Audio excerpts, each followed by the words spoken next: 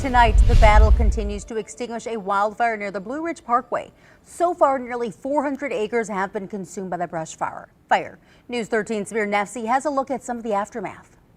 Since Wednesday, crews have been out here battling the Barnett Branch wildfire. We're currently just off of Yellow Gap Road, where a day ago flames ripped through this area, leaving a charred mess behind. Forest Service members tell me they're not out of the woods just yet.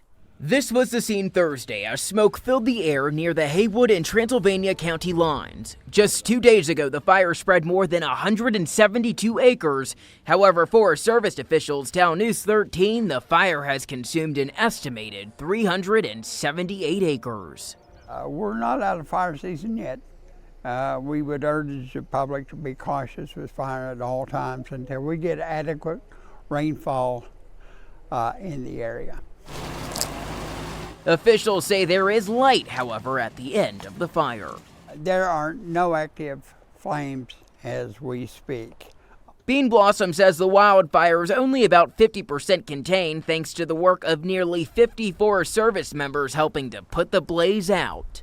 There is still efforts to do what we call mop-up, which is to secure our containment lines, putting out any stumps, snags, or anything that is burning near those lines. Our cameras were able to visit an area near the Yellow Gap Trail where the wildfire made its way through. This was the scene, a blackened ground with much of the leaves and branches burnt close to the ground. We will be actively patrolling this fire until we get sufficient rainfall or until our mop-up patrol efforts are complete. The cause for the fire has not yet been determined. Again, there are no active flames. 50% of the wildfire has been contained. For a list of trails that have been closed off out of an abundance of caution, you can head on over to WLOS.com. And needed safety improvements will close a popular hiking trail. Tomorrow begins the 9 to 12-month closure of Catawba Falls Trail. News 13's Jennifer Emmer made the trip to McDowell County, talking to those making a final trek to the 100-foot falls. The threat of rain showers did little to stop both locals and out-of-town visitors from accessing the Catawba Falls Trail one last time. Actually, a friend of mine told me that it was closing. So Juan and Chris Druin seized the opportunity. So we thought, well, let's get out here before they close since we've never experienced it. The cascading 100-foot falls serving as a backdrop for the Charlotte couple's 27th anniversary. We stopped and grabbed a bite to eat to hopefully the weather would pass, so it seems to have. We actually almost came tomorrow because it was supposed to rain today, and Yes. we would have been out of luck. So Luck was on newlywed Brandon and Jenny Benson Davis's side. The trail a perfect way to forge a connection. It's a nice way to kind of bond with everybody and see the nature of Asheville. For locals Willoughby and Gracie, it was one last dip in the falls. Their owner, Sarah Miller, understands the need for improvements. All the trails around here need maintenance every so often.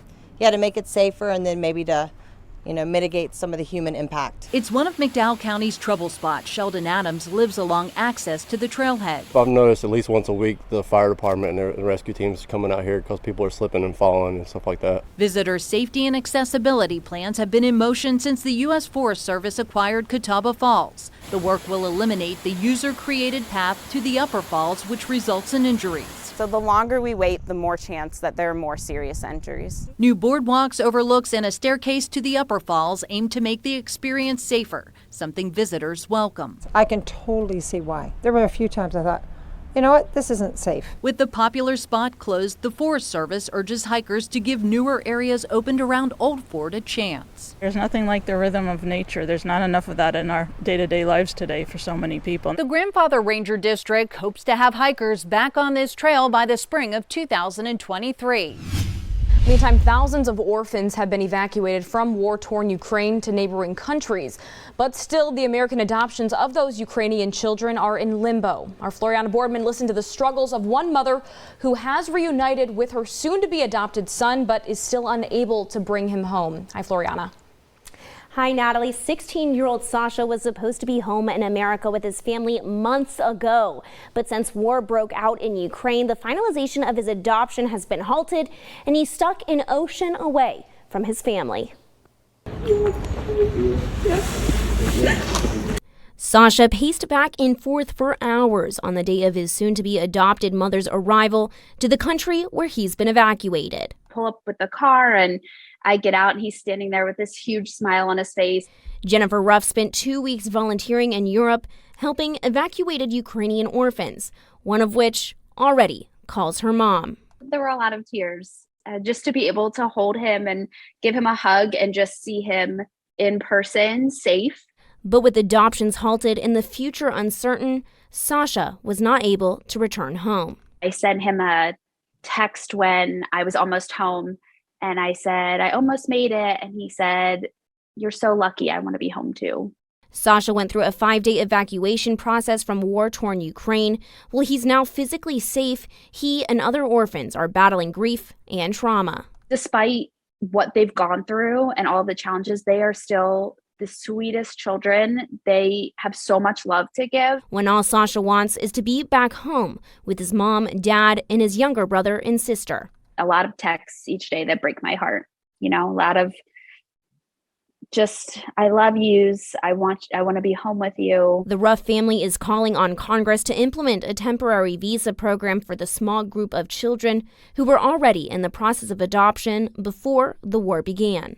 If we can provide for them here in the United States, we can get them therapy and consistent schooling and education and just those things that they're not getting right now. In the meantime, the Ruff family will visit Sasha as frequently and consistently as they can. He knows he's loved, and he knows we're not going to give up, and we will do everything we can to get him home.